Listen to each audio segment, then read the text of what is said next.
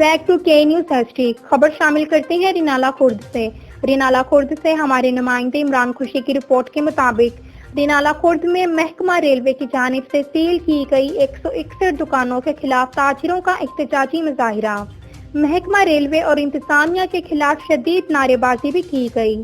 احتجاجی مظاہرے سے خطاب کرتے ہوئے تاجروں کا کہنا ہے کہ تاجروں کا معاشی قتل بند کیا جائے۔ محکمہ ریلوے نے 26 دن قبل بغیر کسی نوٹس کے دکانیں سیل کی ہوئی ہیں، جس کی وجہ سے ہمارے گھروں کے چولہے ٹھنڈے پڑ گئے ہیں۔